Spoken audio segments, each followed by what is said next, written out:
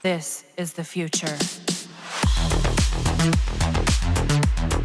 Nezha is considered to be a budget rhino in the past. He has all these good abilities, but Warding Halo is the most famous, and players build this Warframe purely for tanking purposes. Well, not me of course, as it will be a waste not to try out his other abilities. There are many viable builds for Nezha, but the Firelord build made my day, as it's a hell of a fun build that allows you to get full advantage of his abilities, if you decide to though, and not subsume one with Helminth, which we will talk about that later. Also, the fact that heat damage is busted right now with the right setup, plus the heat inherit makes the build much fun to play with.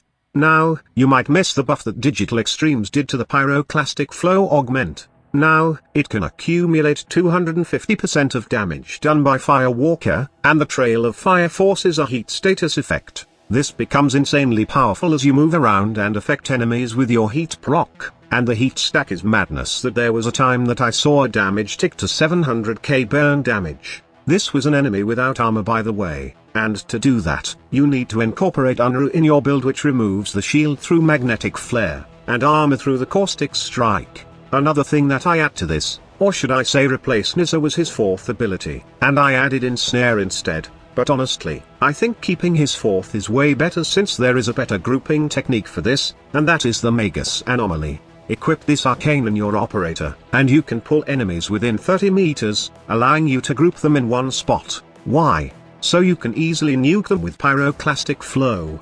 What about survivability? Warding Halo is the best survivability for Nezha, but to keep it functional, you must add adaptation in your build plus the Molt Reconstruct, so that every cast of ability will give back health. So this is a caster build. What about energy? That is taken care of. Hunter Adrenaline. Every hit made by the enemy will regenerate your energy with this mod, and this will help you have enough energy always to recast your ability. But I'm afraid of being one-shot by high-level enemies. Don't worry, as you have enough energy to cast ability, you will restore your health, and this gives Warding Halo a chance to work its magic, as when it depletes, it will give you a couple of seconds invulnerability to recast it again. Rinse and repeat the process, and enjoy enemies burning to death.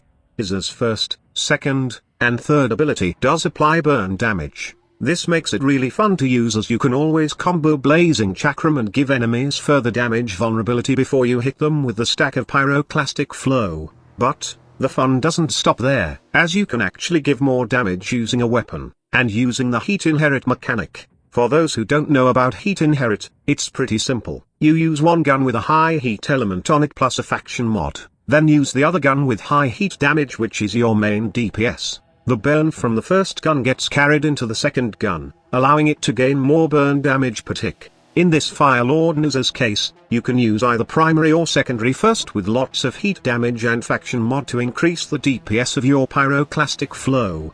Also, this is just small info but might be useful for you lads. Cascadia Flare, which is arcane for secondary, does proc when you are dealing heat damage with Nezha, such as his first ability. The good part is, you can maintain these enemies will keep burning with this Nezha build. So there you have it. Go try this build now and come back later if it's fun. Don't forget to check out more build videos coming later this week. Thank you so much for watching. Squad Leader signing off.